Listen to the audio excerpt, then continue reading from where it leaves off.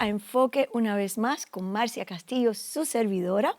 Hemos estado hablando acerca de temas extremadamente importantes y muchas veces muy difíciles de entender, como son la vaca alazana o la vaca rojiza, de la cual se está hablando muchísimo en las noticias en este tiempo.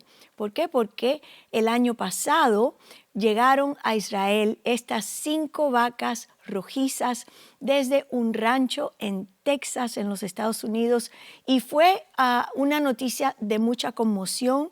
Tiene una, vamos a decir, un aspecto político, así como también un aspecto bíblico, el cual muchas personas no entienden o no logramos entender la magnitud o el porqué del conflicto que hay tan grande en Israel con el pueblo musulmán y todas esas cosas. Así que los 4 episodios anteriores estuvimos hablando acerca de quién es o qué representa esta vaca alazana y a quién está simbolizando. Así es que yo lo invito a usted, si no pudo escuchar esa enseñanza, que usted vaya hacia atrás en nuestra página y pueda leer o escuchar lo que estamos hablando ahí acerca de esa muy interesante vaca roja. Me parece extraordinario que un animal tenga tanta o cree tanta conmoción en las redes sociales, pero todo tiene un porqué y en Enfoque estamos trayendo al frente o estamos hablando o conectando las noticias del mundo en este tiempo con lo que dice la Biblia.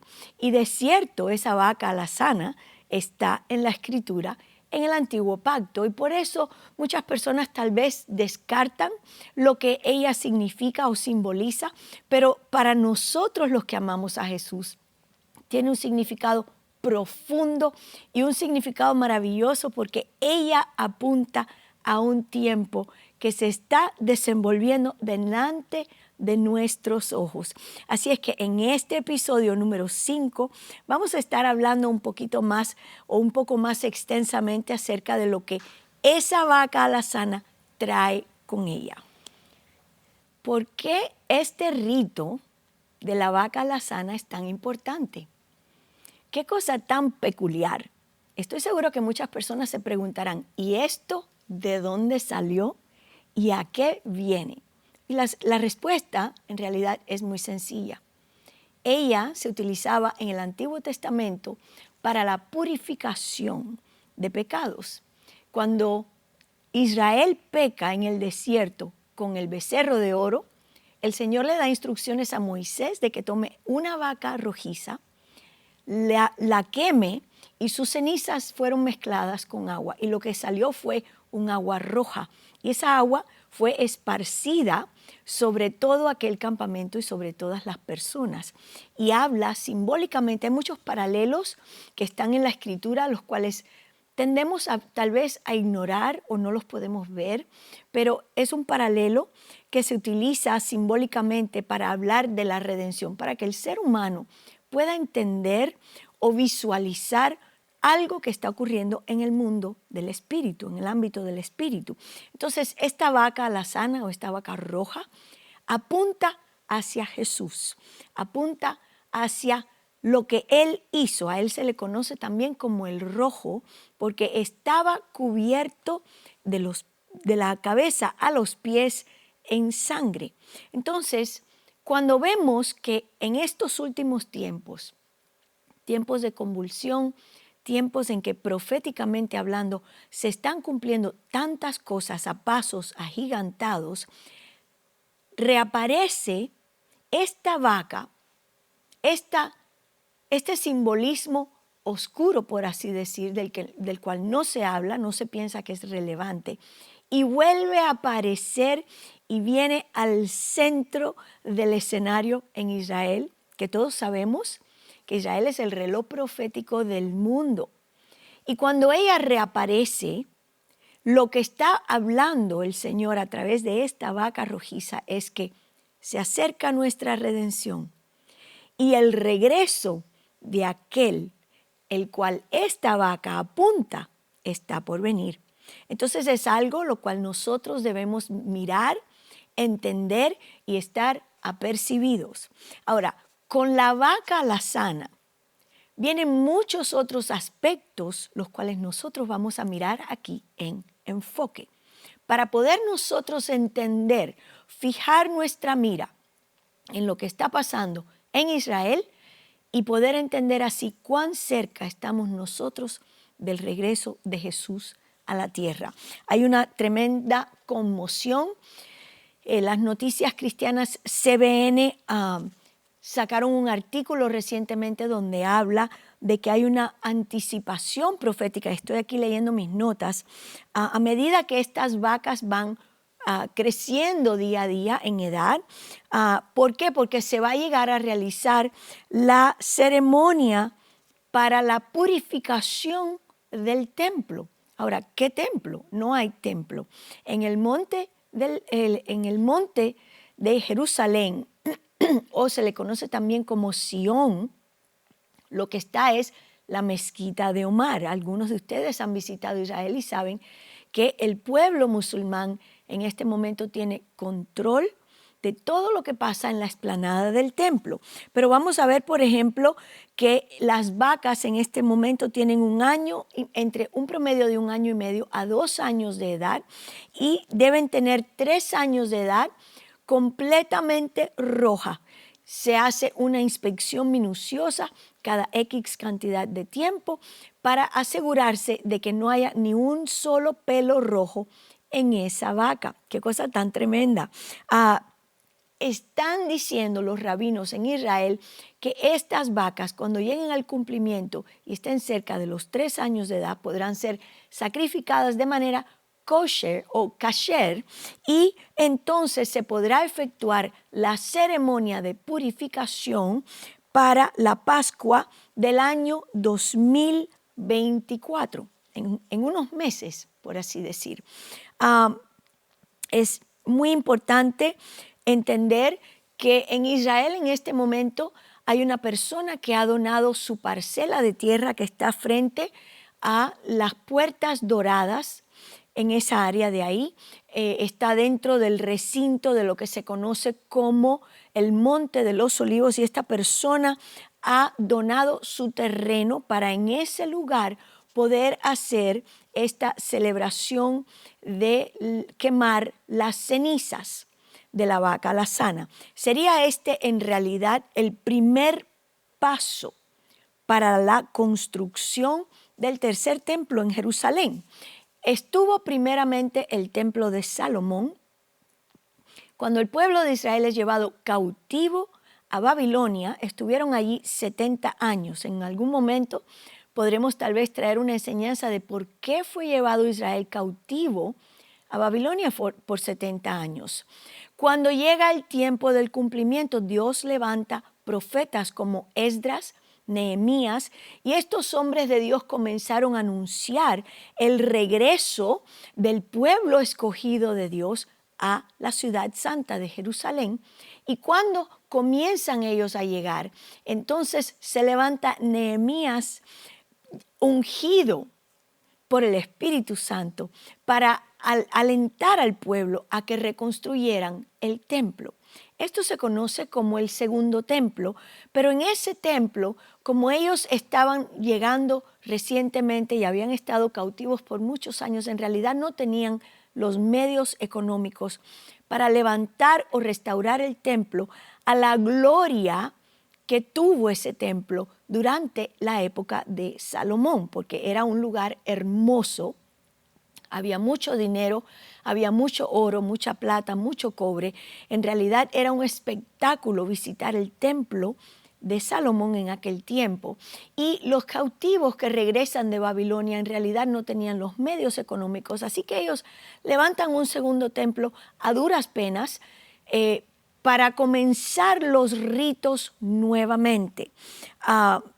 Sin embargo, cuando Herodes toma el poder para congraciarse con el pueblo judío y apaciguarlos, porque esta gente querían rebelarse constantemente y retomar Jerusalén, Herodes decide ampliar el templo, ampliar la explanada del templo y levantarlo nuevamente, nunca con la gloria del templo de Salomón, pero sí fue un templo hermoso. De ese templo queda simplemente lo que se conoce como el Muro de los Lamentos, o en hebreo el Kotel.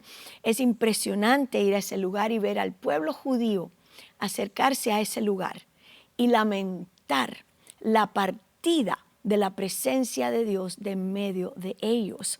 Entonces, en aquel tiempo estaba el pueblo de Israel nuevamente haciendo sus rituales en aquella área, en el área del templo. Y vemos, por ejemplo, que de Moisés, cuando se comenzó el tabernáculo y los rituales, al segundo templo, o el templo de Herodes, hubieron 9 vacas rojas o 9 vacas alazanas, las cuales se utilizaban de tiempo en tiempo para la purificación ritual del recinto y de los sacerdotes. Ahora, se dice en los círculos rabínicos que cuando aparezca la vaca número 10, que sería esta vaca que en este momento está bajo minuciosa inspección en Israel, será cuando venga el Mesías. El problema es que todos los que entendemos la escatología, todos los que entendemos un poco de la Biblia, sabemos a través del libro de Apocalipsis que esta figura mesiánica que aparece en este tiempo para el pueblo judío no es Jesús, el Hijo de Dios. Ellos aún esperan al Mesías. Es más, su lema es: si lo construimos, Él vendrá, esperando así la aparición del Mesías o del ungido de Dios. Yeshua HaMashiach es nuestro Mesías y el Hijo del Dios viviente. Sin embargo, desafortunadamente, el pueblo de Israel no reconoce a Jesús como el Mesías. Entonces, qué importante es entender todo esto que está aconteciendo en el Medio Oriente, porque es necesario que nosotros nos movamos como los hijos de Isaacar. ¿Por qué? Porque debemos ser entendidos en los tiempos y saber qué debemos hacer. Supongamos que la teología de muchas personas o de muchas iglesias no esté correcta y que las personas antes, los que esperan el rapto antes de que se manifieste el anticristo, estén incorrectas, sino que ahora está la iglesia del Señor Jesús en la tierra y ese falso Mesías comienza a aparecer en los círculos políticos. ¿Están escuchando? Enfoquémonos en este momento en lo que estamos hablando y veamos a través del lente bíblico lo que Dios está hablando. Este personaje puede que ya esté caminando en la tierra. Así mismo, como usted lo oyó, puede que ese personaje, el cual va a entrar a ese tercer templo que se va a levantar, ya esté caminando sobre la tierra y esté muy bien conectado dentro de los círculos políticos de este tiempo. Sabemos también a través de la Escritura, porque Dios nos muestra de antemano, predice a través de la palabra profética, nos deja saber qué ha de acontecer en los últimos tiempos, y esa persona que aparentemente firma un tratado de paz entre el pueblo musulmán y el pueblo judío, viene a engañar al pueblo del libro, como se conoce también el pueblo hebreo, el pueblo de la Torá.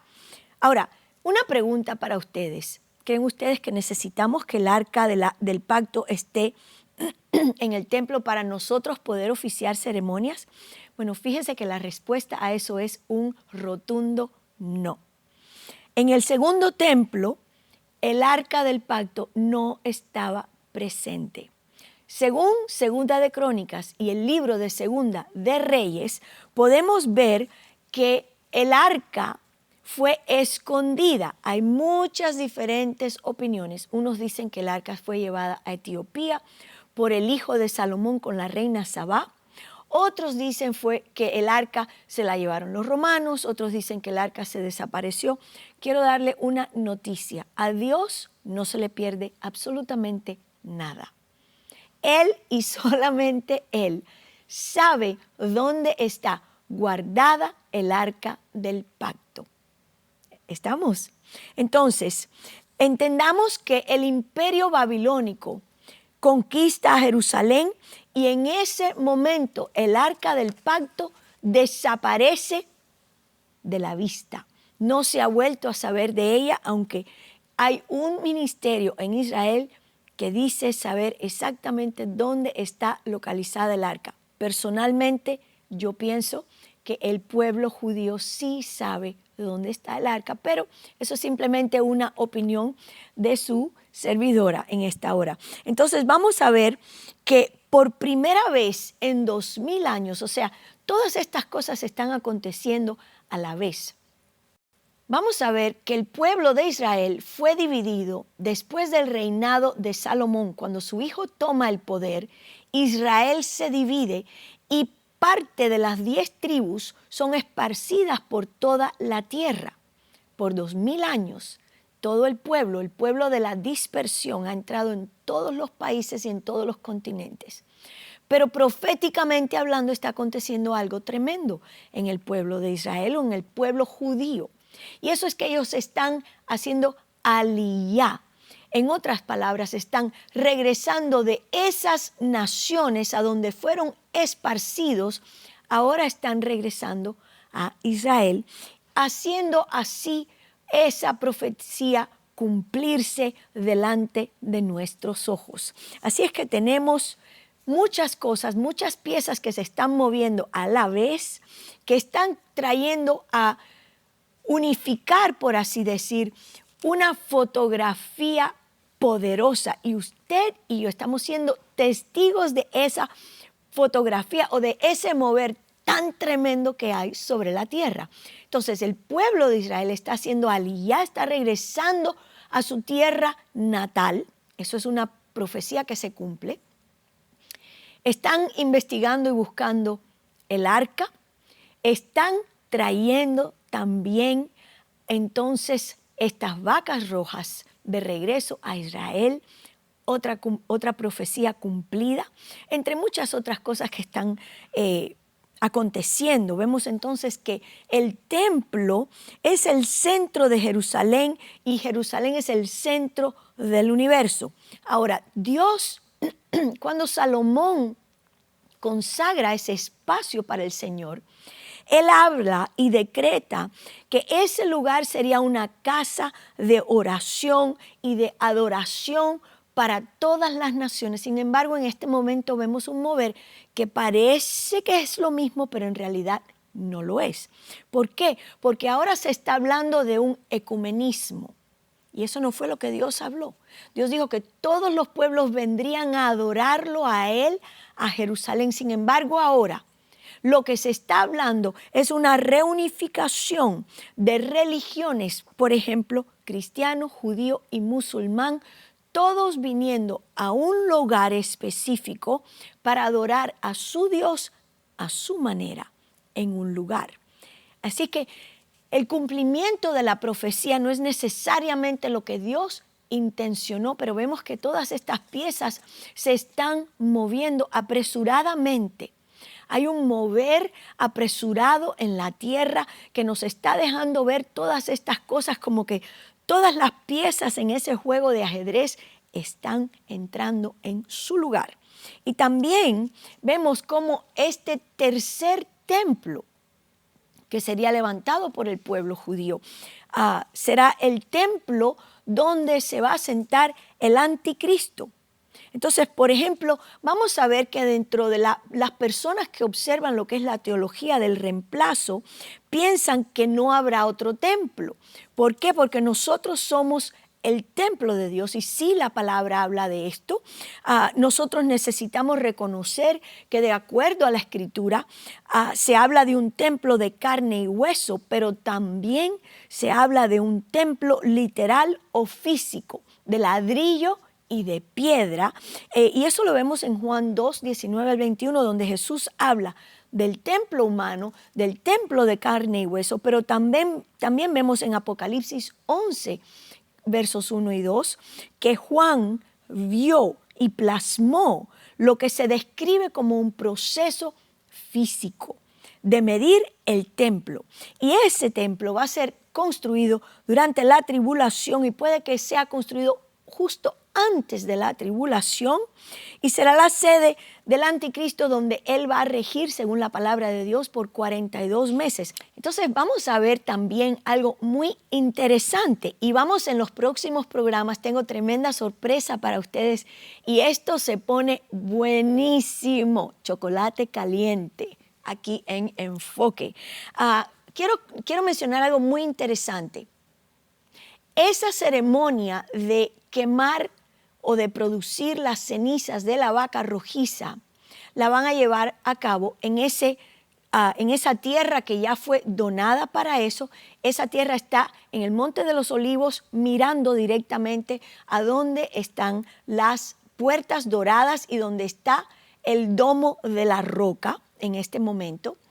También tienen entonces algo muy interesante que quiero compartir con ustedes. Hay 9 sacerdotes que están preparados, ya ellos han sido entrenados en cómo llevar a cabo este ritual, cuáles son los pasos a seguir, porque había un orden específico el cual Dios le había dejado a estos sacerdotes en su lugar de cómo llevarlo a cabo. Así es que ellos están preparados y algo muy interesante.